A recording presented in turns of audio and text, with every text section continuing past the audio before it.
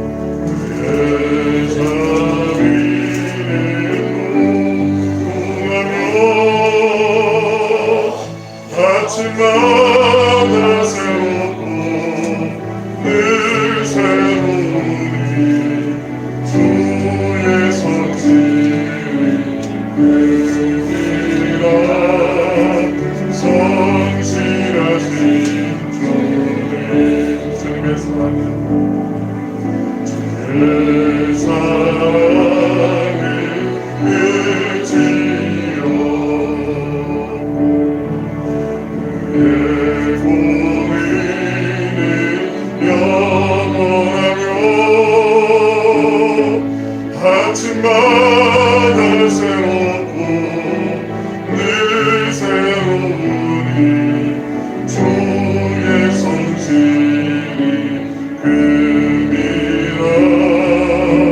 성실하신 주님 주의 보는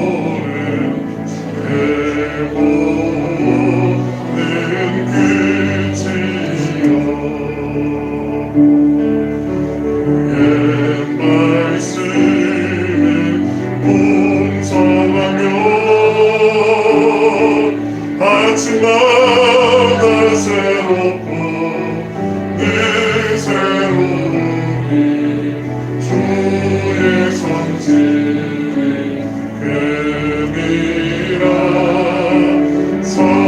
성실하신 주님 아침마다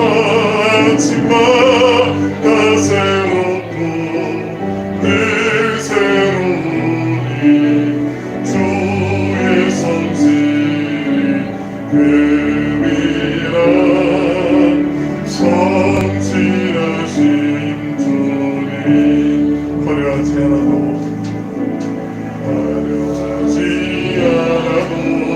정결하게 사는 삶 가진 것이 적어도 감사하며 사는 삶 내게 주신 작은 나눠주며 사는 삶 이것이 나의 삶의 행복이라오 눈물 날 일 많지만 기도할 수 있는 것 억울한 일 많으나 주 위에 찾는 것 짧은 작은 삶 주 뜻대로 사는 것 이것이 나의 삶의 행복이라오 이것이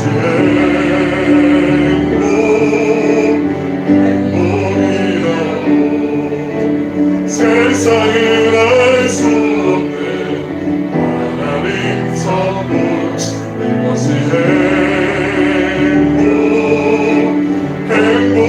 행복이라오 하나님의 자녀로 살아가는 것 이것이 행복이라오 한번 더 하실까요? 화려하지 않아도 정결하게 사는 삶 가진 것이 적어도 감사하며 사는 삶 내게 주신 작은 힘 나눠주며 사는 삶 이것이 나의 삶의 행복이라오 눈물 날 일 많지만 기도할 수 있는 것 억울한 일 많으나 주 위에 참는 것 비록 짧은 작은 삶 주 뜻대로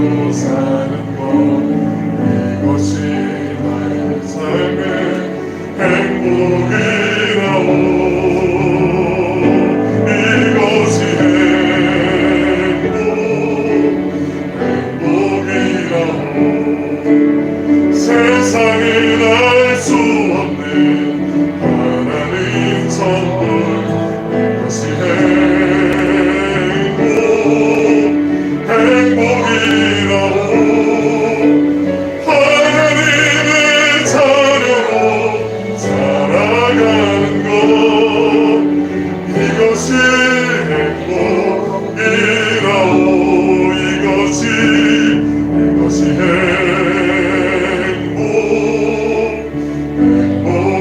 행복이라오 세상은 알 수 없는 하나님 선물 이것이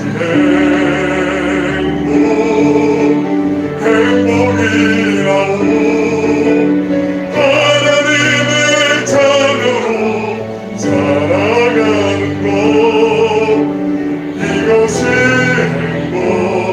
행복이라오. 이제 한번 예배를 위해서 한번 기도하길 원합니다. 오늘도 12월의 첫 번째 주일을 우리 요한같이 주님 세상에 많은 탄식이 있고 어려움이 있고 때로는 교회를 향한 질타와 참기 힘든 모욕도 있지만 그럼에도 불구하고 하나님의 자녀로 살아가는 것이 이 세상 그 무엇보다 가장 큰 행복인 줄로 믿습니다.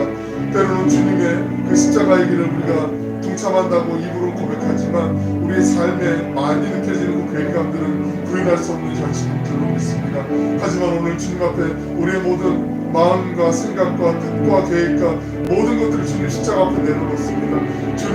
주님의 보혈로 덮으시고 우리의 연약한 부분이 있다면 주님께서 정결하게 또 맑고 주님의 것으로 변화되게 하여 주시고 우리의 약한 부분들 약할 때 강함이 되시는 그 주님의 능력을 의지하며 나아갈 때 간구하며 나아갈 때 주님의 강함으로 변화시켜 주시옵소서. 세상이 알 수도 줄 수도 없는 그 하늘의 평안함을 맛보길 원합니다. 그 평강으로 말미암아 하늘로서 내려주시는 그 지혜로 말미암아 이 험한 세상을 살아가길 원합니다.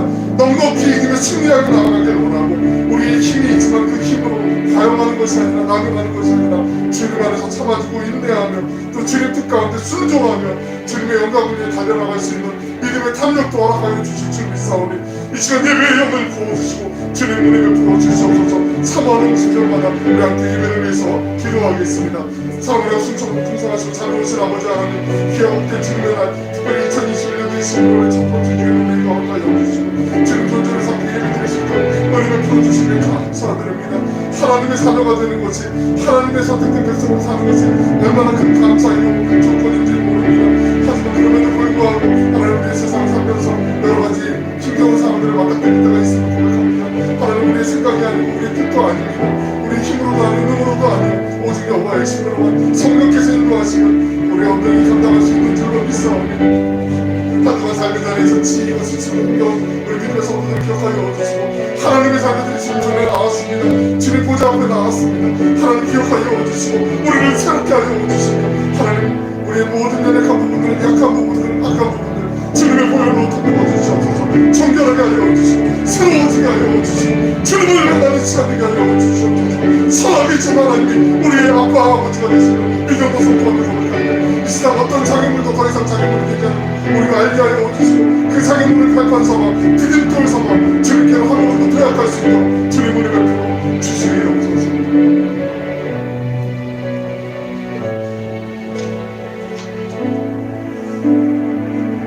참좋으신 예수님의 이름으로 기도합니다.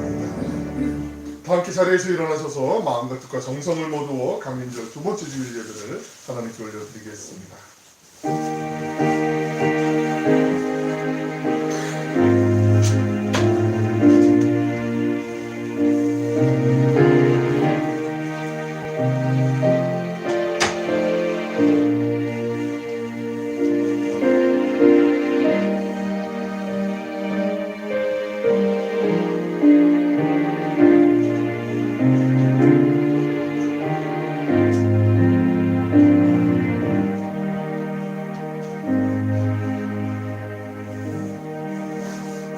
내가 너로 큰 민족을 이루고 내게 복을 주어 내 이름을 창대하게 하리니 너는 복이 될지라. 너를 축복하는 자에게는 내가 복을 내리고 너를 저주하는 자에게는 내가 저주하리니 땅의 모든 족속이 너로 말미암아 복을 얻을 것이라 하심시라. 주님 12월의 첫 번째 주일을 우리에게 허락하여 주시고 이 땅에 평화의 왕으로 사랑의 왕으로 오신 그 예수님을 고대하는 복된 강림절기를 우리에게 허락하심에 감사드립니다. 이 시간 마음과 뜻과 정성을 모두어서 주님의 존전에서 또 우리 일상 가운데 또 삶의 자리에 가정에서 예배로 드리는 모든 믿음의 형제자매들을 기억하여 주시고 이 시간 풍성한 예배의 영을 부어 주시되 온 마음과 정성 다해 드리는 예배 주님 홀로 영광 받으심에 감사드리고 예배드리는 우리 모든 심령마다 하나님 새롭게 하시고 주님의 영으로 충만한 시간 되게 하여 주시옵소서. 감사드리며 예수님의 이름으로 기도 올려옵나이다.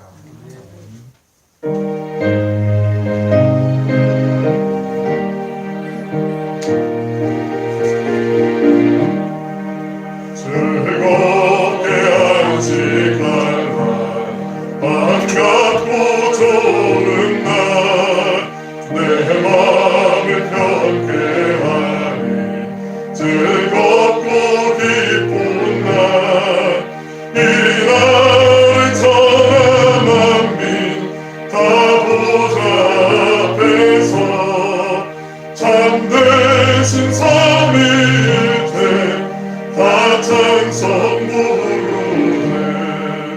이 날의 하늘에서 새 양식 내리네. 소매로 보이라고 종소리 울리네. 복음의 밝은 빛을 온 세상 비치며 또 영생물이 흘러 시원케 하시네. 이 주를 지킴으로 새를 힘어서 영원히 쉬는 곳에 다 올라갑시다. 성부께 찬미하고 성자와 또 성령 참되신 삼위일체 다 찬송 부르세. 아멘. 함께 참회 기도를 드리겠습니다. 사랑과 은혜가 풍성하신 하나님, 우리는 춥다고 두껍고 따뜻한 옷을 겹겹이 입는데 자연들은 입던 옷들을 다 벗어놓고 온몸으로 차가운 바람을 맞고 있습니다. 우리는 더 많이 가지려고 욕심을 부리는데 자연은 간직한 모든 것을 하나도 남기지 않고 내려놓았습니다.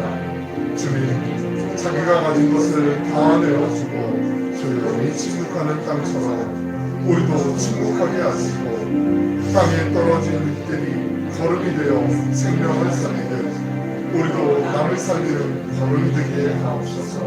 사랑 많으신 예수님의 이름으로 기도드립니다. 아멘. 정시 116번 구주강림 두 번째를 교독하겠습니다.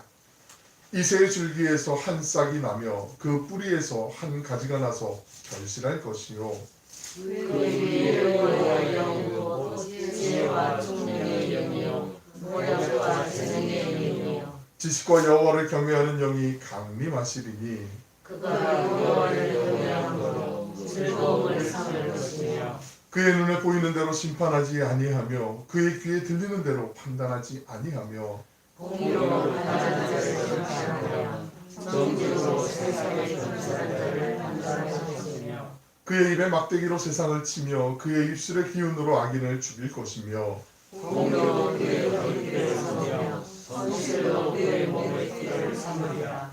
그때의 이리가 어린 양과 함께 살며 표범이 어린 염소와 함께 누우며 송아지와 어린 사자와 살살치 짐승이 함께있어 그의 나에게 들리며 암소와 곰이 함께 먹으며 그것들의 새끼가 함께 엎드리며 사자가 소처럼 풀을 먹을 것이며 젖 먹는 나이가 독사의 몸에서 장난하며 젖된 어린 나이가 독사의 뼈에 손을 넣을 것이라. 내 거룩한 산 모든 곳에서 해됨도 없고 상함도 없을 것이니 이는 우리 바다를 덮은 것이 여호와를 아는 것이지 이 세상에 충만할 것이니라. 그날에 이새의 뿌리에서 한 싹이 나서 만민의 기치로 설 것이요 열방이 그에게로 돌아오니 그가 구한 것이 영화로우리라. 아멘. 네, 함께 사도신경으로 우리의 신앙을 고백하겠습니다. 나는 전능하신 아버지 하나님 선지의 창조주를 믿습니다. 나는 그의 유일하신 아들 우리 주 예수 그리스도를 믿습니다. 그는 성령으로 잉태되어 동정녀 마리아에게서 나시고 본디오 빌라도에게 고난을 받아 십자가에 못 박혀 죽으시고 장사된 지 사흘 만에 죽은 자 가운데서 다시 살아나셨으며 하늘에 오르시어 전능하신 아버지 하나님 우편에 앉아 계시다가 거기로부터 살아있는 자와 죽은 자를 심판하러 오십니다. 나는 성령을 믿으며 거룩한 공교회와 성도의 교제와 죄를 용서받는 것과 몸의 부활과 영생을 믿습니다. 아멘.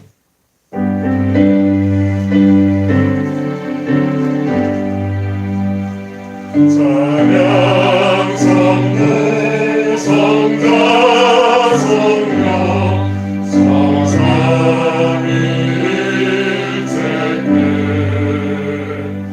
영원 무궁하기까지 영광을 돌리세 영광을 돌리세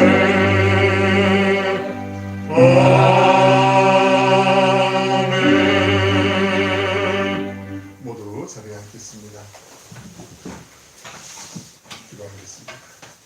사랑을 하고 풍성하시고 자비로우신 아버지 하나님, 어느덧 2021년도의 12월 첫 주를 우리에게 허락하여 주시고 또 한 주간 세상에서 치열하게 때로는 어렵고 힘겹게 지친 몸으로 살아온 우리 믿음의 성도들을 기억하여 주시고 오늘 이 시간 우리가 예배드릴 때 주님이 허락하여 주시는 그 하늘의 은혜를 함께하여 주셔서 약한 자에게 연약한 자에게 새 힘을 허락하여 주시고 마음에 답답하고 힘겨운 순간들이 있었던 이에게는 하늘의 위로와 평강으로 함께하여 주시옵소서. 주님께서 이 땅에 평화가 깨어진 곳에 평화의 왕으로 오신 것처럼 사랑이 식은 곳에 사랑의 왕으로 오신 것처럼 소망을 잃어버린 사람들의 마음에 소망의 왕으로 오신 것처럼 병들어 신음하고 고통받는 이들을 고치고 치료하시는 왕으로 오셨던 것처럼 하나님 이 땅의 모든 억눌리고 소외되고 힘겨워하는 이들의 그 마음 가운데 그 현장 가운데 가정 가운데 일터 가운데 하나님 찾아오시옵소서. 갈등과 분열로 가득한 이 땅을 살리는 화목의 왕으로 오셔 주시옵소서. 세상의 염려와 근심에 짓눌린 이들에게 환한 웃음을 안겨줄 수 있는 기쁨의 왕으로 주님 오실 믿습니다. 기대합니다. 실패와 절망의 한숨만이 들려오는 이 패배의 땅에도 오셔서 승리의 외침을 허락하여 주시옵소서. 여호와는 나의 깃발이라고 여호와 니시의 깃발을 펄럭이는 믿음의 군사들이 우리 교회를 통하여서 구름처럼 일어나게 하여 주시고 하나님을 영화롭게 하는 귀하고 복된 우리 오늘의 교회가 되게 하여 주옵소서. 원근각지에 흩어져 있는 우리 사랑하는 믿음의 형제자매들을 기억하여 주시고 각자의 처소에서 우리 일상 가운데 삶의 예배자로 승리할 수 있도록 주님 하늘의 지혜와 능력으로 함께하여 주심을 믿습니다.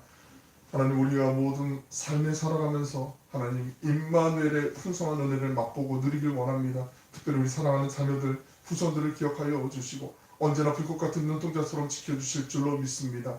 우리 사랑하는 자녀들 후손들에게 머리는 맑고 슬기롭게 가슴은 예수님의 사랑을 언제나 따뜻하게 채우셔서 하나님과 동행하는 그 복이 은혜가 삶 모든 순간순간마다 풍성하게 넘쳐나게 하여 주옵소서. 코로나19 이 녹록하지 않은 상황이 하나님 정말 힘겹고 어렵고 지치고 짜증날 수도 있지만 그 모든 상황 이면에 있는 하나님의 섭리와 역사하심을 우리가 다 헤아릴 수 없을지라도 기다리고 또 기대하며 주님의 뜻을 구하며 기도하며 나아가게 하여 주옵소서. 함께 탄식하고 절망하고 부정적인 말들을 내쏟기보다는 주님의 지혜와 은혜를 구하며 하나님의 선하시고 신실하심을 기대하며 나아갈 수 있도록 넉넉한 믿음의 지경 또한 허락하여 주시길 원합니다. 열악한 선교지에서 주의 복음을 붙잡고 주님과 동행하길 원하는 선교사님들이 계십니다. 하나님 기억하여 주시고 특별히 우리가 믿음으로 기도하며 함께 동역하는 우리 필리핀의 신성호 선교사님 가정과 또 케냐의 우리 선교사님 가정을 기억하여 주시고 그 모든 사역 가운데 삶의 현장 가운데 함께 하실 뿐만 아니라 그 가정마다 주님께서 붙잡아 주시고 인도하여 주시고 필요한 모든 것들 하나님이 그때 그 순간에 알맞게 채워주심으로 역사하심을 기대하고 기도하오니 하나님의 선한 능력으로 보호하여 주셔서 하나님 연약해지지 않고 힘겨워서 흔들리지 않도록 주님 안위하여 주시고 보호하여 주시옵소서. 특별히 코로나 상황 가운데 여러 가지 애쓰고 힘쓰는 우리 모든 방역당국과 의료진들 특별히 지쳐있는 많은 사람들을 기억하여 주시며 주님의 위로와 보호하신 가운데 은혜 베풀어 주시길 원합니다. 오늘 이 시간도 예배 자리에 여러 가지 사정으로 함께하지 못한 믿음의 가족들이 있습니다. 어디에 있든 무엇을 하든 주님 이 시간을 기억하게 하시고 그 자리에서 또 주님 앞에 예배드리는 기쁨도 있게 하시며 하나님의 은혜에 그 따스한 손길을 맛볼 수 있도록 붙잡아 주시옵소서. 온라인으로 함께 예배드리는 모든 믿음의 지체들도 기억하시고 동일한 은혜 가운데 함께하여 주시길 원합니다. 이 예배를 통하여서 영광 받으실 주님을 찬양하며 감사드리며 예수님의 이름으로 기도 올리옵나이다.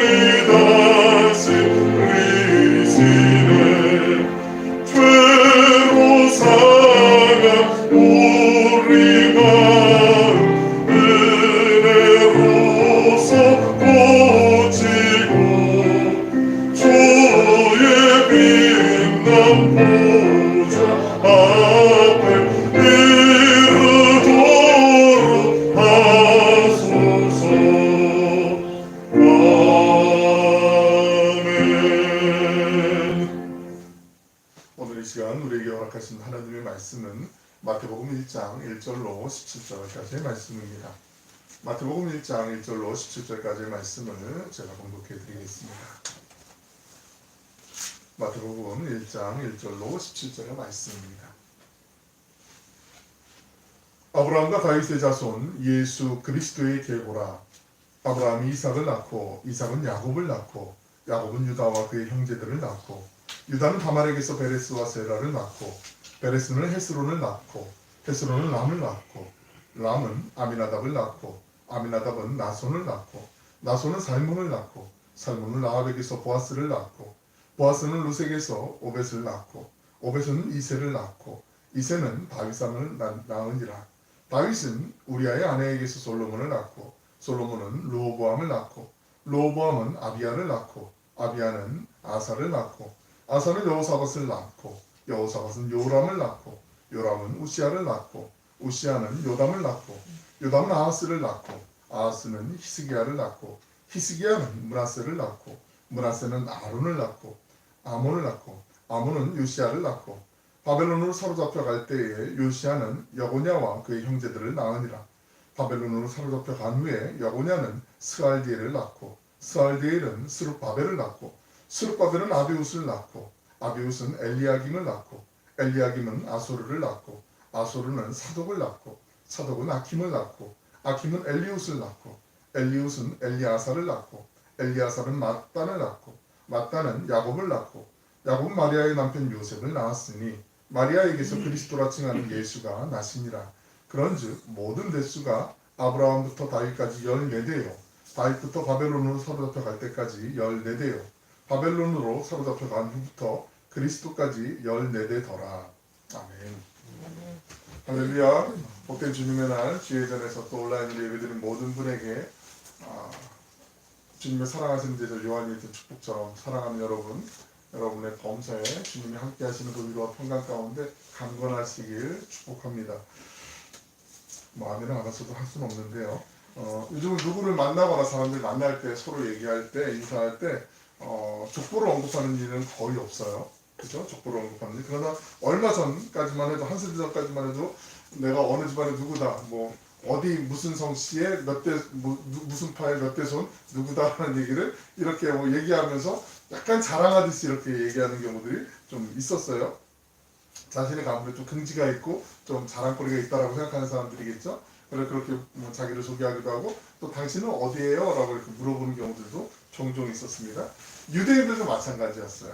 유대인들, 특히 예수님께서 사셨던 그 당시 유대인들의 족보는 오늘날하고 비교할 수 없을 정도로 아주 중요하게 여겼습니다.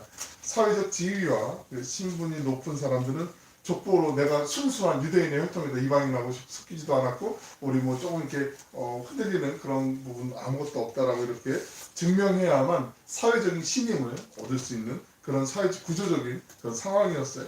그래서 신약 성경의 첫 번째 복음인 마태복음에서는 예수님의 족보를 시작을 해요. 교회를 처음 나온 분들도 그렇고 신앙생활을 하셨던 분들도 그렇고 성경을 좀 읽어야지 내가 읽어야지 하고 마음 먹고 또 쓰기도 하고 이렇게 하시는데 구약 성경부터 읽으려니까 또 너무 또 지루한 것 같고 양도 많은 것 같고 부담스럽고 그래서 신약 성경부터 읽어야지 하고 짜잔하고 마태복음을 딱 열었는데 오늘 1장 1절부터 시작되는 게 족보예요. 이름도 생소하고요, 낯설고 발음하기 저도 막 중간에 몇 번 좀 혀가 꼬이기도 하는데 몇 번을 읽고 연습을 하고 준비를 하는데도 그렇단 말이죠. 당황하는 경우, 처음부터 이름이 낯설어갖고 읽기가 힘들던데 이런 얘기 저 실제로 막 학생들에게도 들어보고 어른들에게도 좀 들어봤거든요. 이게 그 족보가 왜 나오지? 너무 좀 지루한 거 아니야? 너무 많은 거 아니야? 이렇게 생각할 수 있는데요. 오늘처럼 예배 본문에 성경이 이렇게 본문이 있으면 그래서 조금은 유심히 우리가 들여다보긴 하지만 큰 의미를 두지 않는 경우들이 종종 있습니다. 그러나 만약에 이 족보에, 이 계보에 우리 각자의 이름이 들어있으면 여러분 시큰둥하게 아니면 별로 관심 없이 이렇게 볼까요? 그렇게 읽을까요? 여기 만약에 우리 한 사람 한 사람 이름이 담겨있어요. 막 신이 나지 않을까요? 막 즐겁게 막 행복한 마음으로 읽고 또 읽고 또 읽고 이거 대대손손 우리 갑으로 막 사람들에게 막 자랑하고 싶은 마음이 들지 않을까요? 한 분만 그렇게 자랑하고 싶은 마음인 걸로 그렇지 않을까요? 다 우리 뿌듯하고 긍지가 있을 거란 말이죠. 예수 그리스도의 그 처음 이야기가 나오면서 이 신약성경 처음에 나오는 이 마태복음에서 예수 그리스도의 계보는 예수님께서 다윗 왕의 그 왕위를 이어받은 계승받으신 메시아이심을 우리에게 알려주고 있거든요. 본문 1절에서 족보가 이렇게 시작을 해요. 아브라함과 다윗의 자손 예수 그리스도의 계보라. 근데 이거를 헬라어 원문에 그대로 충실하게 번역을 하면요, 다윗의 자손이시며 아브라함의 자손이신 예수 그리스도의 계보라. 순서가 이렇게 돼요. 그런데 우리가 상식적으로 아브라함은 믿음의 조상이고 한참 오래전의 사람이잖아요. 그리고 다윗은 한참 후대의 사람이란 말이죠. 그러면 우리 그냥 개혁개정판 성경처럼 아브라함과 다윗의 자손 예수 그리스도의 계보라 이렇게 번역하는 게 맞을 것 같은데 왜 굳이 마태복음을 기록한 저자 마태는 다윗의 자손이시며 아브라함의 자손이신 예수 그리스도의 계보라 이렇게 원문에서 기록을 했을까? 이것은 다윗 왕의 왕권, 그 왕권을 계승한 분이 바로 예수님이심을 강조하기 위해서 의도적으로 이렇게 기록되어 있다는 걸 우리가 좀 기억하실 필요가 있어요. 다윗의 후손 가운데 메시아가 올 거라고 유대인들은 믿었어요.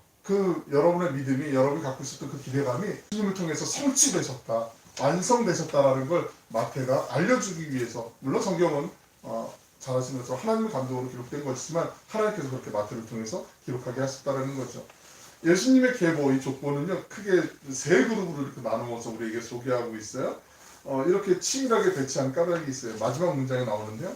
본문 17절에 있는 말씀 같이 한번 읽어보실까요? 시작. 그런즉 모든 대수가 아브라함부터 다윗까지가 연례되어 다윗부터 바벨론으로 사로잡혀 갈 때까지가 연례되어 바벨론으로 사로잡혀 가므로부터 그리스도까지 연례되더라. 각 그룹의 그 전환점이 되는 유대 역사에, 이스라엘 역사에 있어서 전환점이 될 만한 그 중요한 순간순간들을 나눠 있거든요. 유대인들이 지금도 가장 존경하는 인물 꼽으라면 다윗, 모세 두 명이 거의 박빙이에요. 근데 다윗 왕을 제일 중요시해요. 왜냐하면 다윗을 통해서 하나님이 주셨던 그 언약이 있거든요. 그리고 그 언약 가운데 하나님이 베풀어 주실 그 은혜 가운데 가장 중요한 것은 무엇이냐면 다윗을 통해서 이루어질 그 시오니즘, 그 시온주의가 완성될 거라고 기대하고 있기 때문에 다윗을 가장 존경하는 인물로 여기기도 해요. 그 다음에 다윗 이후로 바벨론 포로기는 이스라엘 역사에서 가장 치욕적인 정말 힘겨운 그 순간이었거든요. 그때까지는 나누고요. 바벨론 포로기부터 예수님 나실 때까지 그렇게 14대씩 이렇게 쭉 나눠요. 그러면 14 더하기 14 더하기 14 그러면 42가 되죠. 갑자기 암산을 안 하셔서 아침에 머리 안 쓰시는데 원래 42가 되는데 14대씩 14대씩 이렇게 나눴는데 오늘 이름에 중요한 게 있어요. 이 14대씩 끊다 보니까 중간에 빠진 사람들이 있거든요. 이스라엘 역사가 42대까지만 있진 않아요. 중간중간에 빠진 분들이 있어요. 예를 들면 8절 하반절에 보시면 아사는 여호사밧을 낳고 여호사밧은 요람을 낳고 요람은 우시야를 낳고 근데 요람과 우시야 왕 사이에 아하시야, 요아스, 아마샤 이렇게 왕들이 더 있어요. 근데 이 부분들을 생략을 했어요. 14대를 맞추기 위해서 생략을 했다라는 거죠. 그리고 11절을 보시면 한 장 넘겨보면 바벨론으로 사로잡혀 갈 때 요시야는 여고냐와 그의 형제들을 낳으니라. 여고냐는 요시야 왕의 아들이 아니라 손주예요. 손자. 근데 이스라엘 전통 가운데 손주든 증손이든 그 자녀 후손들을 자신의 자녀라고 아들이라고 딸이라고 이렇게 소개하는 그 관습이 있어요.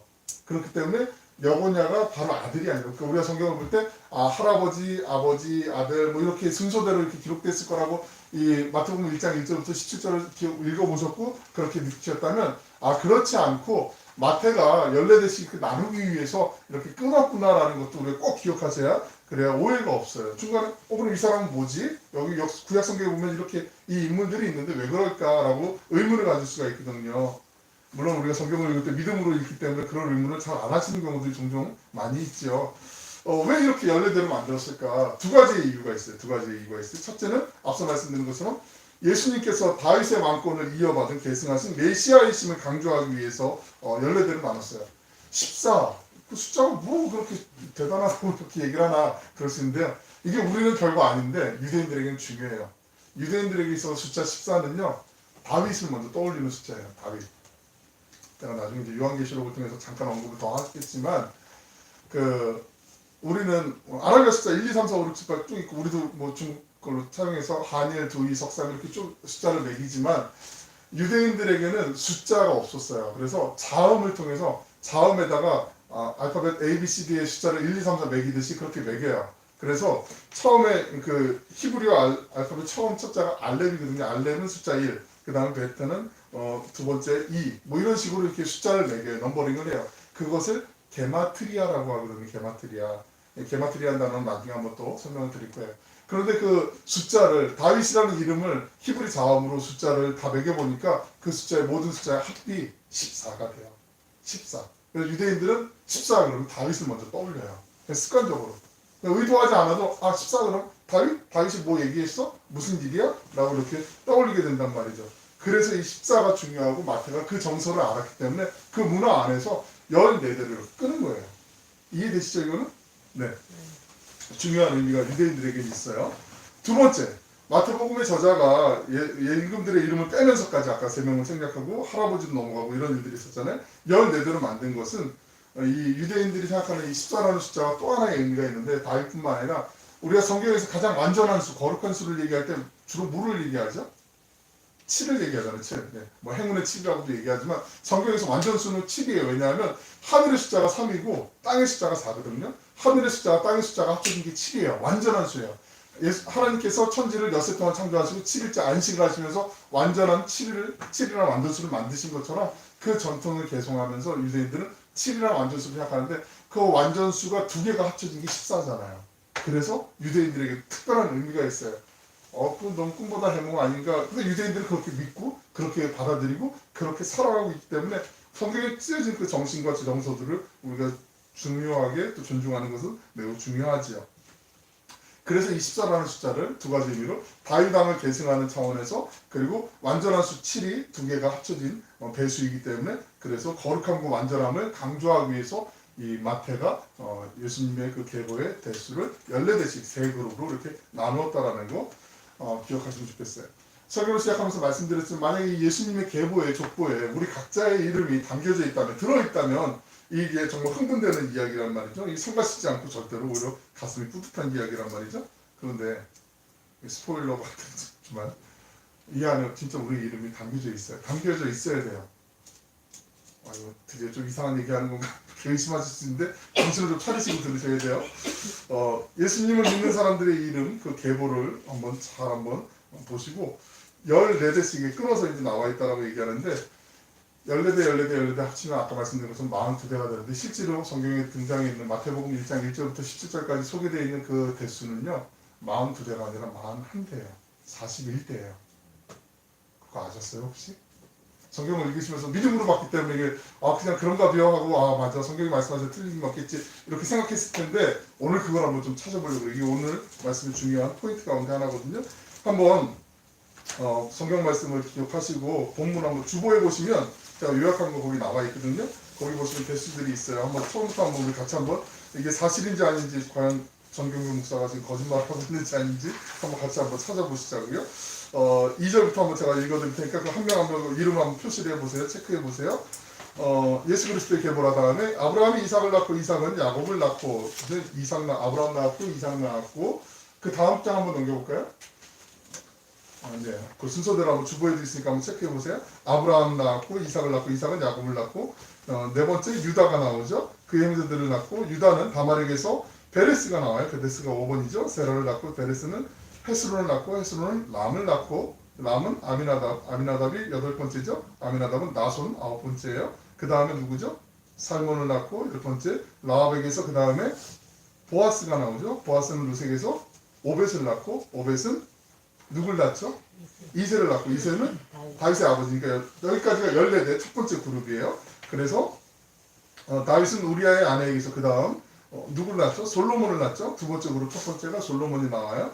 그리고 솔로몬은 르호보암을 낳고 르호보암은 아비야를 낳고 아비야는 아사를 낳고 아사는 다섯 번째 여호사밧을 낳고 여호사밧은 요람을 낳고 요람은 우시아를 낳고 우시아는 요담을 낳고 요담은 아하스를 낳고 아하스는 히스기야를 낳고 히스기야는 므낫세를 낳고 므낫세는 아몬을 낳고 아몬은 요시아를 낳고 그 다음에 바벨론으로 사로잡혀 갈 때 요시아는 여고냐와 그의 형제들을 낳았는데 여고냐까지가 바벨론 포로기 이전에 14대가 돼요. 그 다음에 이제 여러분 주보에 보시면 바벨론 포로기에서 이제 예수님까지 첫 번째가 나오는 인물이 스알디엘이죠. 그 다음에 스룹바벨이 나오죠. 스룹바벨은 아비웃을 낳고 아비웃은 엘리야김을 낳고 엘리야김은 아소르를 낳고 그 다음부터 한번 적어보세요. 거기다 아소르는 사독을 낳았어요.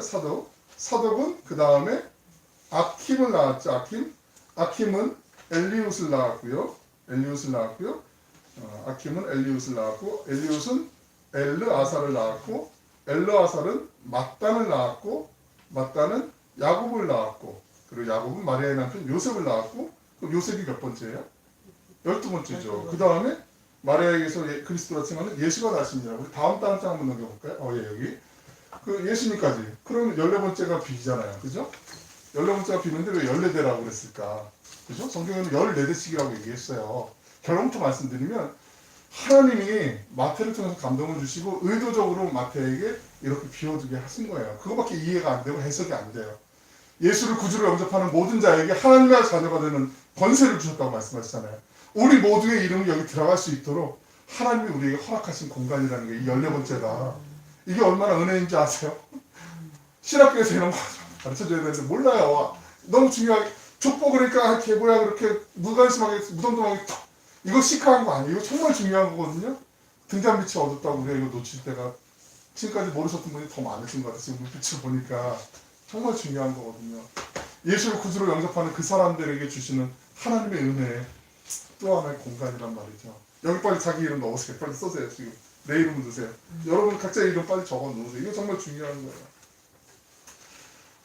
마지막 바벨론 포로기부터 예수님까지 13대란 말이죠. 그 마태의 실수가 절대 아니에요. 왜냐하면 여러분 마태는 잘 아시지만 직업이 뭐였죠? 세리였단 말이에요. 세리가 누군지 아시죠? 오늘 식으로 얘기하면 세무공무원이에요. 세무공무원. 세리들 중에서도 세리장이었어요. 마태는. 그러니까 세무고시 정도 붙어야 똘똘해야 일을 감당할 수 있는 그런 직업을 갖고 있었단 말이죠. 그러니까 마태가 이걸 뭐 숫자를 계산을 못해서 개수를 계산을 못해서 이렇게 놓쳤다라고 볼 수는 없어요. 하나님께서 당연히 하나님께서 연례대라고 이렇게 기록할 수 있도록 마음을 주신 거죠. 아까 말씀드린 것처럼 디모데후서 3장 16절에 보시면 모든 성경은 하나님의 감동으로 기록되었다라고 다음 한번 넘겨볼까요? 쭉 넘길게요. 그 말씀하고 있어요. 아브라함부터 예수 그리스도까지 42대라고 한 것은 마지막 42번째를 예수님을 통해 생명을 얻고 아브라함의 후손이 된 우리 각 사람의 이름이 들어간다는 점을 알려주시기 위해서, 그러므로 예수님을 구주로 믿는 사람들 예수님의 그 계보의 마지막에 각자의 이름을 넣으셔야 돼요. 이게 하나님의 선물이에요. 은혜예요. 이건 도저히 다른 걸로 설명이 안 되는 거죠. 이건 제가 우리 교회에서 이렇게 알려주는데 하고 한번 같이 자 나랑 한번 같이 세보세요 하고 옆에 모르시는 분 계시면 그렇게 좀 알려주시면 좋을 것 같아요. 좋은 거 좀 나눠야 되잖아요. 사람들의 족보에는 보통 우리 생물연도라고 그러죠. 언제 태어나서 언제 돌아가셨는지에 대한 것들이 기록들이 이제 있습니다. 이 점은 우리 성경에도 최초의 인간의 족보로 나와 있는 아담의 계보를 봐도 그렇죠. 누가 누구를 낳고 얼마 살았다 죽었다라는 게 일반적인 사람들의 기록이란 말이죠. 창세기 5장에 보시면 아담의 계보가 나오는데 3절부터 8절까지 있는 말씀 제가 한번 읽어드릴게요. 아담은 130세의 자기의 모양 곧 자기의 형상과 같은 아들을 낳아 이름을 셋이라 하였고, 아담은 셋을 낳은 후 800년을 지내며 자녀들을 낳았으며 그 후 930세를 살고 죽었더라. 930세 죽었다라고 기록이 있어요. 6절에 보면 셋은 105세에 에노스를 낳았고 에노스를 낳은 후 807년을 지내며 자녀들을 낳았으며 8절 그는 912세를 살고 죽었더라. 물론 이때 당시 나이를 저렇게 많이 드실 때까지 살았다 부러울 수 있는데 나이를 계산하는 방식이 조금 다를 수도 있고 실제로 장수하셨을 수도 있어요. 근데 뭐 두 가지 다 만든다고 해도 그게 부러운 것이 아니고 중요한 것은 사람은 태어나면 언젠가 죽는 날이 있다라는 거죠. 성경에서 말씀하는 건 그거예요. 아담의 계보에 나온 수명이 월등해도 그건 부러울 거 없어요. 왜냐면 우리 다 영원히 살 사람들이기 때문에 천국에서. 그죠? 그런데 중요한 게 예수님의 계보에는요. 언제 누가 태어났다라는 얘기만 있고 죽었다는 얘기가 없어요. 오늘 보면 1절부터 10절까지 다시 한번 천천히 보세요. 아담의 계보, 사람의 계보는 언제 태어나고 언제 몇 살이 죽었다라는 기록이 있지만 예수님의 계보에는 누가 죽었다라는 기록이 없어요. 이것도 또 하나 의미가 있고 의도가 있는 거죠. 예수님의 기록 가운데 왜 계보에 죽었다는 기록이 없을까? 로마서 5장 17절에 있는 말씀 보시면 같이 한번 읽어보실까요? 시작.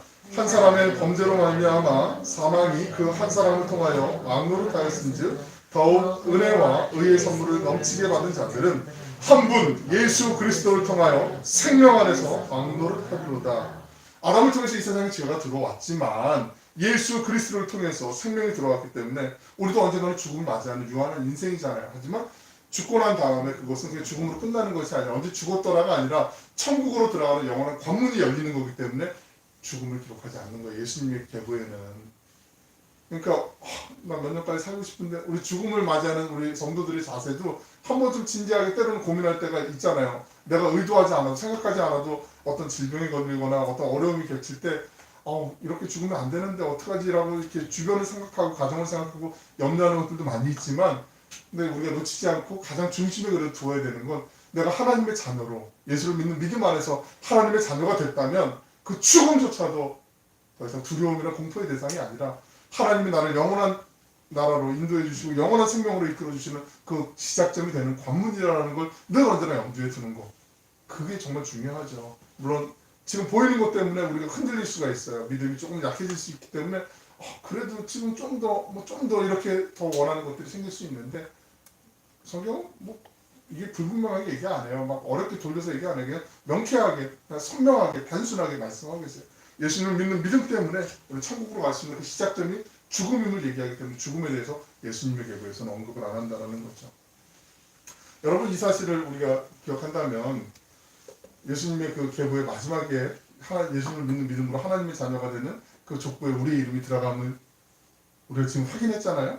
그리고 믿는다면 기분이 좋지 않으세요? 좋은 정도가 아니라 흥분되지 않으세요? 네. 그 정도로 상당히 격하게 지금 오늘 반응하신 거라고 생각을 하고 몇 년 전 지금 코로나 사태 이전에 중국에서 또 유행했던 질병이 있었는데 한동안 잊혀졌던 네이몽고 그 내몽고 지역하고 베이징에서도 있었는데 그 흑사병이 돌 적이 있었어요. 몇 년 전에 그 해외 토픽에도 나오고 꽤 유명했는데 뭐 근대 이전에 가장 인류를 공포스럽게 만들었던 질병이 이 코로나는 지금 막 하도 떠들썩하지만 흑사병이었거든요. 흑사병은 뭐 한 번 걸리면 정말 뭐 손을 쓸 수 없을 정도로 피부도 까매지고 그래서 흑사병 아니에요? 그 1735년쯤에 영국에 1665년 제가 조나했으려고 지금 착각을 해서 그러는데 1600년대 중반에 영국 런던에 그 해에만 65년에 10만 명 정도가 흑사병으로 죽을 정도로 정말 무시무시한 아주 질병, 큰 끔찍한 그런 질병이었단 말이죠. 그때 그 북부의 셰필드 지역이라는 지역이 있는데 거기 가까운 도시에 아이언이라는 도시 작은 시골 마을이 있었어요. 거기 시골 마을에 갑자기 흑사병이 퍼지게 됐는데 그 원인이 조지 마커스라고 하는 이분이 이제 옷을 만드는 분이었거든요. 영국 런던에서 이제 옷하고 뭐 옷을 만들 만한 재단할 그 기지 같은 거 있잖아요. 왜? 그걸 이제 주문을 했는데 그 소포를 주문해서 받아갖고 이제 이 소포를 딱 뜯는 순간에 그 안에 그 흑사병 병균을 갖고 있었던 그 벼룩들이 툭툭툭 하면 튀어나온 거예요. 그래서 이 사람이 거기에 감염이 됐어요. 근데 본인만 감염된 게 아니라 그 아이엠이라는 마을 전체에 있는 사람들에게 다 이게 전파가 되고 본인은 거기서 4월 정도 있다가 죽게 되고 그러면서 다른 마을로 퍼지면 안 되니까 요즘 뭐 코호트 격리라는 거 통째로 이제 동일 격리하는 걸 얘기하잖아요. 근데 그때 이미 마을 자체 손 쓸 방법이 없으니까 길을 다 막아버리고 다른 외부에 있는 마을 사람들이 니들은 못 나와 거기서 죽든 살든지 몰라 뭐 그러면서 다 막은 거예요. 그러니까 그 마을에 있는 사람들이 거의 절반가량은 다 죽고 계속 지금 고통 가운데 있는데 1년쯤 지난 다음에 그 주변에 있는 사람들이 가서 아 어떻게 안 됐어 참 미안해 그러면서도 그 마을이 어떻게 되는지 한번 보러 이제 간 거예요. 그 수습을 해야 되니까. 근데 갔는데 그 마을의 사람 아이언 마을의 사람들 가운데 반 이상이 살아 있었어요. 약도 없었고 아무 치료제도 없었는데 요즘식으로 얘기하면 집단 면역력이 생겨서 그런 거 아닌가 이렇게 생각할 수도 있는데 물론 그럴 수도 있지만 나중에 그래서 이게 너무 희한하다. 왜 이 마을만 이런 사람들이 있었을까? 사람들이 그 추정되는 기록들이 남아있는 그 묘지나 이 주변에서 그 DNA를 검사할 수 있게 뼈 조각 같은 것들을 이제 발견해서 그 사람들이 이제 이름하고 조회해가지고 그거를 이제 조사를 해봤어요. 근데 DNA를 조사해보니까 그 살아남았다라는 기록이 있었던 사람들의 그 DNA에서 이 흑사병을 이길 수 있는 항체가 있었던 거예요. 그때는 의료진, 의료 약품도 없었고 어떤 기술도 없었는데 그냥 무방비 상태로 당할 수밖에 없는 상황이었는데 그 사람들에게는 흑사병을 이길 수 있는 항체가 있었던 거예요. 그래서 살아났다는 거죠. 한 여인은 자기 남편과 자녀들이 다 죽었는데도 혼자 살았고 어떤 사람은 죽은 사람들의 시신을 치우고 막 여러 사람들의 시신을 묻어주기도 했는데 전혀 감염도 안 되고 이 사람 살아있었고 그 기록들을 보고 너무 신기해서 봤는데 항체가 있었다는 거죠. 왜 이 말씀을 드리냐면 사망아 너희 쏘는 것이 어디 있느냐. 우리가 죽음의 공포 앞에서 늘 언제나 위험하고 염려가 갈 수 있지만 그 사망조차도 예수님을 믿는 믿음 안에서 주님을 구주로 영접한 사람들에게는 영원한 생명까지 허락해 주시는 하나님의 은혜, 죽음을 이겨낼 수 있는 그 항체를 우리에게 허락해 주시는 것을 우리가 꼭 기억하실 필요가 있다는 거죠. 날마다 죽음보다 강렬한 그 주님의 사랑이 우리 곁에 있는 것을 기쁨으로 감사하며 고백하시며 찬양하시기를 축복합니다. 예수님의 계보에 보시면 또 하나 특이한 점이 있는데요. 여인들의 이름이 좀 나온다라는 거죠. 우리도 유대적인 흐름 속에서 남성 중심의 어떤 가부장적인 문화가 아직까지도 많이 있잖아요.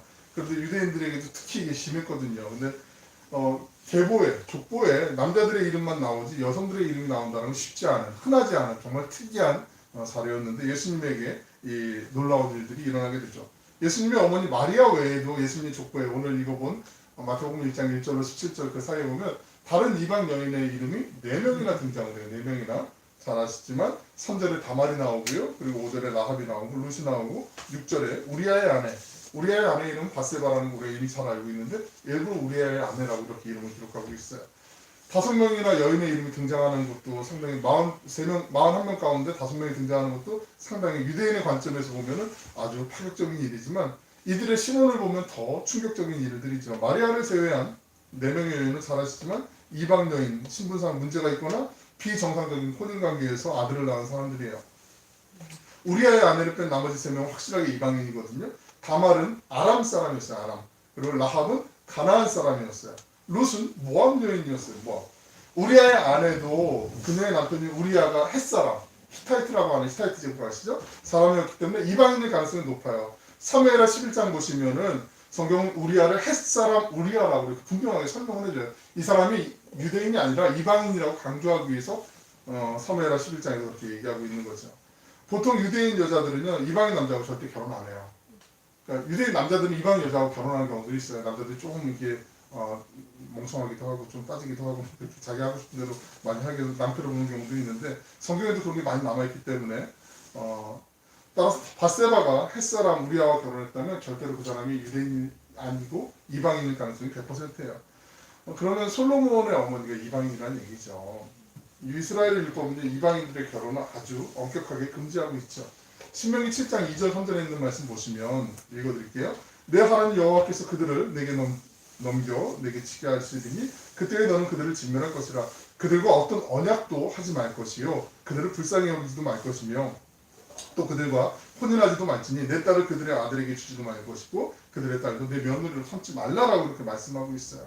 그런데 예수님의 조상 가운데 이 계복 가운데 보면 족복 가운데 보면 한 명도 아니고 무려 4명이나 이방 여인들과 결혼을 했고 그중 한 사람 한 사람 그 여러 가지 면면을 보면 잘 알고 있지만 특별히 보아스는 이스라엘이 혐오하는 모압 사람, 모압 여인이었단 말이죠. 모압 여인 룻과 이제 결혼했다라는 거죠.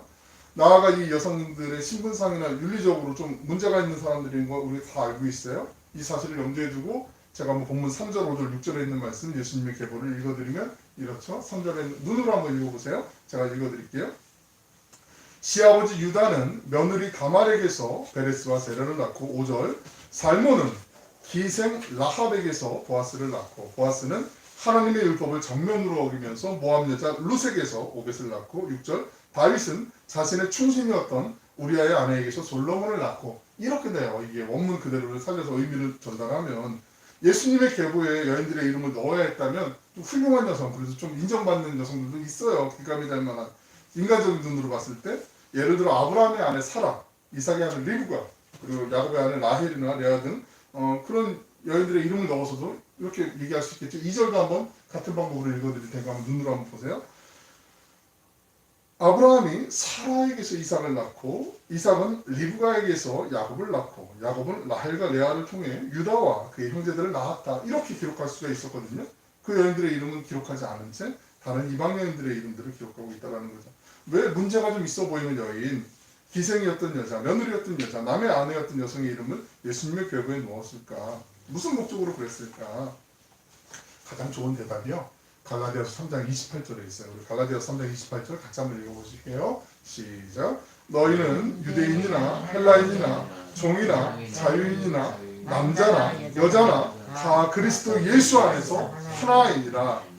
예수님이 이 땅에 오신 목적은요 유대인만 구원하기 위해서 오신 것도 아니고요 어떤 한쪽 유색 인종 여러 색깔의 인종 가운데 한 인종을 위해서 구원해서 하기 위해서 오신 게 아니잖아요. 모든 인류를 구원하시기 위해서 이 땅에 오신 예수님이시잖아요.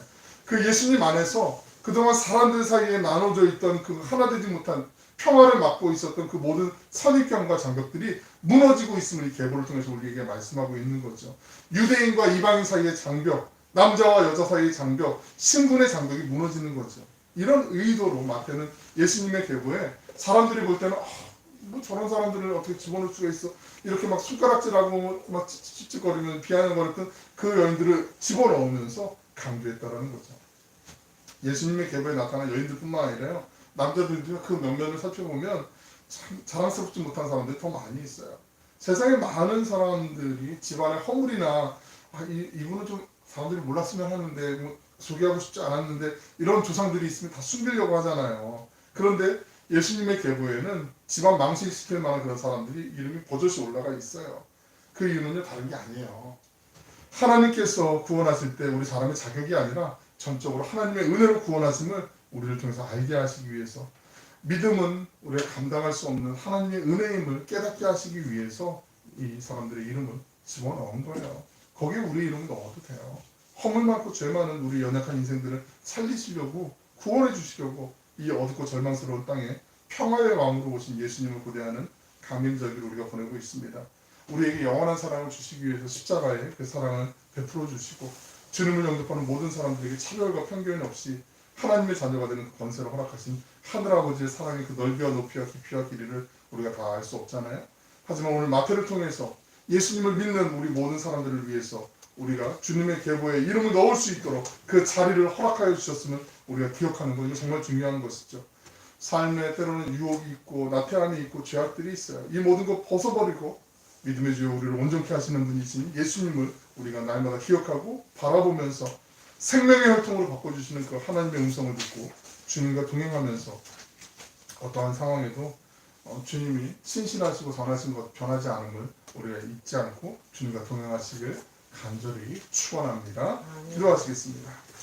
사랑하라 풍성하시고 자비로우신 아버지 하나님, 예수님을 믿는 사람, 예수의 이름을 부르는 사람들에게 구원과 생명의 은혜를 베풀어 주신 주님의 사랑을 우리가 잠시 나누었습니다. 우리의 삶의 자리마다 순간순간마다 주님께서 앞서 행하시고 다스려 주셔서 이 땅 위에서 참된 하늘의 평화를 맛보고 지혜로운 마음을 얻으며 행복한 인생을 살아가는 하늘나라의 백성이 되게 하여 주시옵소서. 우리가 이 땅에서 살아가지만 천국의 백성인 것을 잊지 않게 하여 주시고 하나님의 자녀된 그 한량없는 은총을 결코 한순간도 잊지 않도록 주님 붙잡아 주시길 원합니다. 사랑하는 가족들, 우리 오늘의 공동체 모든 형제자매들을 기억하여 주시고 주님 은혜 가운데 이 한 주간도 주님과 동행하는 그 임마누엘의 은혜가 충만하게 하여 주시옵소서. 감사드리며 예수님의 이름으로 기도 올리옵나이다.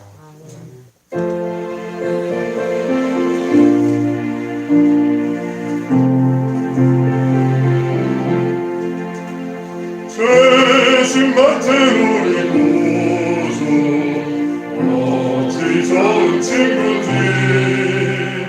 어떤 그 신부가 온지 우리 주께 맡기세 주께 고아없는 거로 복을 받지 못하네 사람들이 어찌하여 아를 줄을 모를까 시한 걱정 모든 괴로움 없는 사람 누군가 부질없이 하지 말고 기도드려 하르세 이런 진실하신 친구 찾아볼 수 있을까 우리 약함하시오니 어찌 아니하를까 근심 걱정 무거운지 마음이 진짜 누군가 피난처는 우리 예수 주께 기도드리세 세상 친구 멸시하고 나를 조롱하려고 예수 품에 안기어서 참된 위로받겠네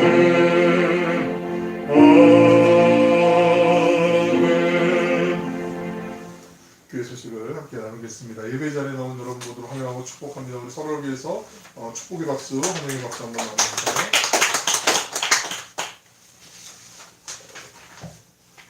오늘은 강림절 두 번째 주일이고요. 우리 주님 안에 많은 소망이 있는 것을 기억하시면서 날마다 주님과 동행하는 은혜가 있길 바라고요. 코로나19 사태가 계속 또 뭐 우리의 마음을 어렵게 하고 무겁게 하고 또 우리가 신천지가 처음 이제 그런 데서 대구 지역부터 대구 경북 쪽에 퍼졌을 때 참 많이 좀 이렇게 마음도 힘들고 그래서 하나님 앞에 또 여러 가지 기도하신 분들도 많이 계시지만 또 요즘은 또 교회가 조금 더 긴장의 끈을 더 늦추지 말고 더 고삐를 조여야 되지 않을까 싶을 정도로 안타까운 소식들이 많이 들리는데 그 상황을 통해서도 모르겠어요. 뭐 생각들이 다 있으시지만 오히려 하나님이 이때가 또 옥석을 또 가려주시는 때가 아닌가 우리가 또 조금 더 조심하라고 또 깨어 있으라고 하나님 주신 기회가 아닌가 그렇게 생각하시고 또 우리 또 힘쓰는 분들을 위해서 잘 하시지만 기도해 주시면 감사하겠고요. 내년도 우리 교회학교에서 같이 교사로 섬기실 분들을 좀 자원자들을 모집합니다. 그래서 우리 교회학교 예배가 내년부터는 좀 같이 이렇게 먼저 드리더라도 교회학교 제 구상은 그래요. 교회학교 예배를 뭐 10시 한 20분이든 먼저 좀 여기서 같이 드리고 2부 순서를 좀 옆에서 이제 진행을 하면 그런 더 선생님들 숨기시는 분들은 조금 일찍 와서 같이 예배 드리고 그 공과 조금 진행하고 그리고 예배 자리 11시 예배 또 같이 참석할 수 있도록 시간 안배가 충분히 될 것 같으니까 기도해 보시고 또 뭐 이거는 나이 구분 없고 직분 구분 없으니까 누구든지 마음 있으시면 하시면 좋겠고요. 오늘 주보 안에 봉투 하나 작은 봉투를 하나 넣어드렸는데 제가 금요일쯤 한번 카카오톡으로 그 우리 교회 이름이 담겨있는 영상 하나 보내드렸는데 혹시 들어볼까 그 영상 보셨나요? 네. 제가 만든 거 아니고요. 거기 이 복음의 전함이라는 이 회사에서 거기 스텝 일하시는 그 직원분이 우리 교회 이름을 넣어서 만들어 주셨어요. 그래서 이게 뭐 처음에 우리 교회 밖에 이제 외국 현수막이 작년부터 올해까지 올해 가을까지 그 복음의 전함하고 이제 동해시 정치운동본부하고 같이 조인해서 정치운동본부에서 어느 정도 일정 부분 이제 후원하고 그래서 헌금을 드리고 그래서 이제 그 외벽에 이제 연예인들 재능 기부한 거 이제 현수막을 이제 붙이는 일들을 작업을 하고 교회마다 또 이제 스타렉스 같은 교회 차에 이제 외벽에 이제 연예인들 사진도 있고 또 경부고속도로 같은 데 이제 지나가다 보면 그 외부 광고도 있고 그렇게 이제 지금 우리가 직접 만나서 전도는 못하지만 이렇게 해도 예수님의 사랑을 좀 나누고자 그렇게 하는데 제가 우리 현수막이 이제 바람이 불고 그러면은 그래도 오래 버티는 편인데 그래도 거칠 때가 있어서 찢어지고 이러면 이제 만들어야 되는데 그 거래를 했던 기업 그 회사가 또 너무 코로나 때문에 어려워서 문을 닫았더라고요. 그래서 이거 그러면 파일이 있어야지 너무 용량이 작아서 파일 용량이 좀 큰 게 현수막 만들 그 일러스트 파일이 있어야 그 만들 수 있다 그래갖고 그럼 본사에다 연락을 해야겠다고 연락을 직접 해봤어요. 그랬더니 요번에 우리가 또 새롭게 이제 2021년 하반 11월부터 내년 2월까지 이렇게 진행을 하는데 목사님 교회에서도 같이 동참해 주시면 좋아요 이렇게 얘기하길래 저희는 또 이런 이만저만해서 또 아직 미자리 교회고 비전 교회고 여러 가지 상황이 그렇습니다만 기도로 좀 동참해 주시면 좋습니다. 그래서 그 얼마든지 하죠. 더 기도하죠. 그리고 속으로는 마음 굳게 먹고 기독교 물론 우리가 해외 나가 선교하시는 분들 중요하고 아주 소중하고 귀하지만 하나님이 허락하시면 마음속에는 기독교 문화사역하는 분들 이런 분들도 우리가 좀 마음껏 좀 후원하고 이렇게 기도하면 좋겠다 그 마음은 지금도 있고 더 불타오르고 있거든요. 그래서 지금은 비록 기도하지만 사정을 얘기하고 신청을 했는데 그 들어볼까 한번 검색을 하면 뭐 인터넷 검색하는 다음이든 네이버든 뭐 이런 창들 들어가서 검색해 보시면 거기 사이트가 나오거든요. 들어가서 이제 연예인들이 자기들 예수님 만났던 이야기 또 크리스찬들, 넌 크리스찬들 상관없이 신앙생활하면서 좀 느낄 수 있는 피부에 와닿는 갈등들, 고민들이 있는데 그런 짤막한 고민들을 한 5분 남짓해서 이렇게 안내하는 영상들도 있어요. 그래서 보시면 예를 들면 뭐 술, 담배 하는데 교회 다녀도 될까요? 부터 시작해서 동성결혼은 어떻게 해야 되나요? 뭐 혼전순결을 어떻게 해야 되나요? 이런 고민들에 대한 각 분야의 전문가가 될 만한 분들이 이렇게 소개를 해요. 그래서 한번 여러분도 보시면 이게 또 전도하는데 또 좋은 또 지혜가 되고 도구가 될 수 있으니까 한번 보시고 그래서 거기 회사에서 오늘 이렇게 봉투를 좀 우리 교인에 맞춰서 보내주셨어요. 그래서 요거는 그냥 차에 혹시 마음에 감동이 되시면 당신이 더 행복했으면 좋겠습니다. 예수님 안에서 그 스티커 차에다 붙이는 거고 요거는 여러분 그냥 각자 뭐 쓰실 만한 스티커인 것 같고요.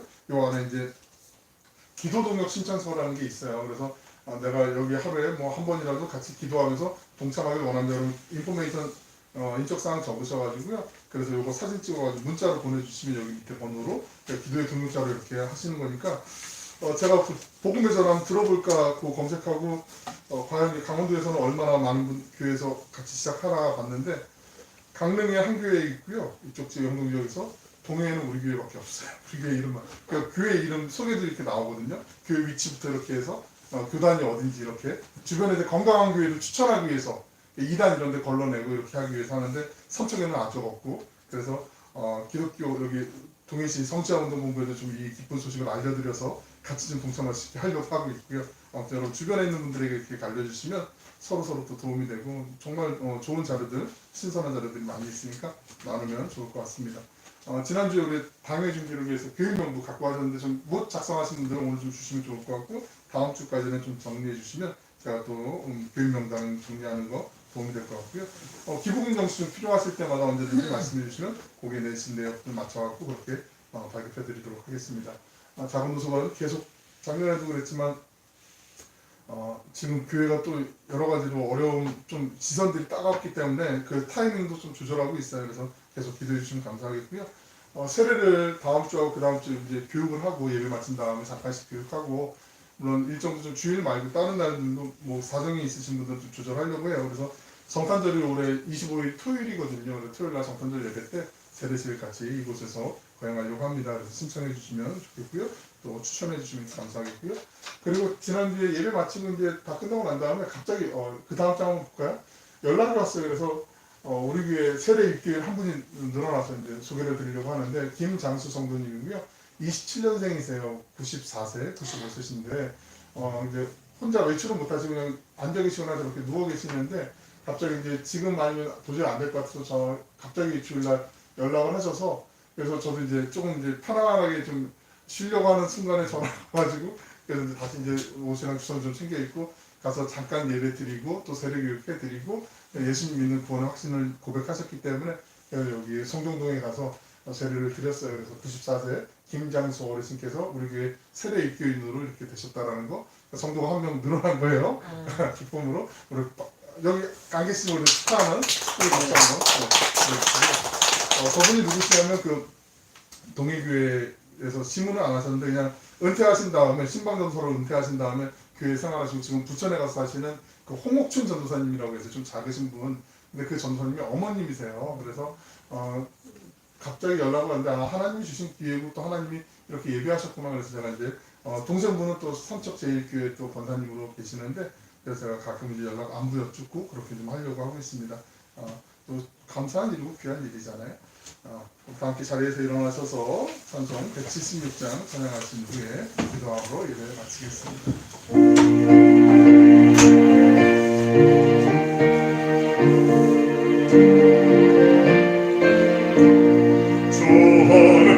다시 오시는지 아는 이가 없으니 등 밝히고 너는 깨어있어 주를 반겨 맞으라. 주 안에서 우리 몸과 마음이 깨끗하게 되어서 주 예수님 다시 오실 때에 모두 기쁨으로 맞으라. 주 오늘에 다시 오신다면 부끄러움 없을까. 잘하였다 주님 칭찬하며 우리 맞아 주실까. 주 안에서 우리 몸과 마음이 깨끗하게 되어서 주 예수님 다시 오실 때에 모두 기쁨으로 맞으라.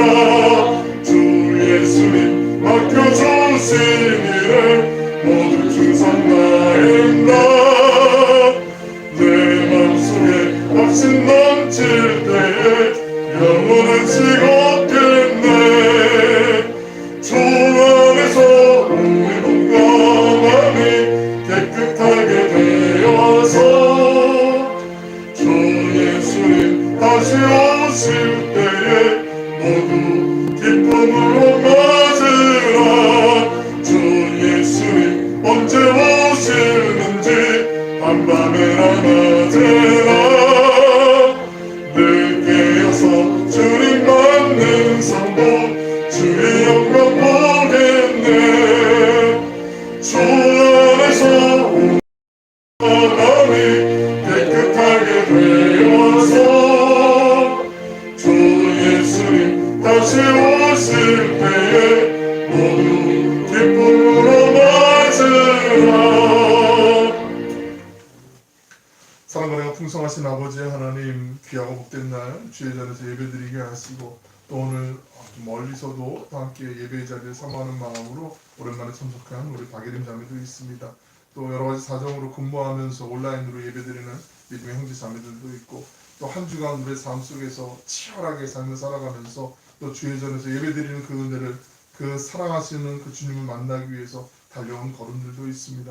하나님께서 우리의 마음을 기뻐 받으시고 또 우리의 마음을 통해서도 주님 예배하신 그 각자에게 필요한 은혜를 허락해 주심을 믿습니다. 건강이 필요한 분들에게는 하나님께서 건강도 허락하여 주시고 우리의 마음의 연약한 부분들은 주님의 손으로 어루만지시고 위로하시며 새롭게 하여 주시고 싸매어 주심을 믿습니다. 주님 앞에 또 모든 것이 주님의 것임을 믿음으로 고백하며 10의 1을 드리는 심령들이 있습니다. 각자의 감사한 마음, 기도 제목을 담아서 또 그리 아니하실지라도 감사하는 마음으로 또 예물을 드리는 심령들도 있습니다. 주일을 맞아 주님 전에서 하나님의 나라를 기대하며 드리는 심령들이 있습니다. 그 모든 예물마다 하나님께서 복주시고 지켜주시는 은혜로 응답하여 주시며 하나님의 기쁨과 영광이 넘쳐나는 아름다운 열매로 풍성하게 맺어갈 수 있도록 주님 은혜 베풀어 주시옵소서. 우리의 삶 가운데 피곤하여도 다시 주님이 일으켜 세워주시는 그 은혜를 맛보며 일어나게 하여 주시고 어떠한 삶의 형편 가운데서도 주님이 지켜주시는 것을 잊지 않고 기대하며 기도로서 주님과 동행하는 우리 모두가 되게 하여 주시옵소서. 가정마다 허투루 세는 것이 없게 하여 주시고 하나님 드려진 예물을 통해서 하나님의 나라가 이 땅 가운데 아름답게 확장되게 하시며 우리 교회가 든든히 서가고 주의 영광을 위해서 더욱더 힘쓸 수 있는 건강한 교회로 세워지는 하늘의 미랄이 되게 하여 주시옵소서. 하나님 우리 각자의 삶의 형편과 또 기도의 제목들을 아시는 주님께서 하나님의 때에 하나님의 방법으로 하나님께서 선하게 역사하시는 것을 잊지 않고 더욱더 서로를 위해 기도하며 교회를 위해 기도할 때마다 모든 것이 합력하여 선을 이루게 하시고 하나님의 영광만 드러나게 하시고 하나님의 그 인도하심만이 자랑이 되는 우리 교회가 되게 하여 주시옵소서. 이제는 우리 구주 예수 그리스도의 은혜와 하나님의 말로 형용할 수 없는 그 크신 사랑하심과 거룩하신 성령님의 감화 감동 충만하게 하시는 교통하심이 우리를 죄에서 구원하시기 위해서 주님의 그 생명의 계보에 우리의 이름을 넣어주시고 자녀 삼아주신 그 하늘아버지의 은총을 새기고 세상으로 나아가는 모든 예배자들 머리머리 위에 그 가정 위에 생업의 현장 가운데 사랑하는 조국 대한민국 위에 이제로부터 영원토록 함께하여 주시기를 간절히 축원하옵나이다. 아멘.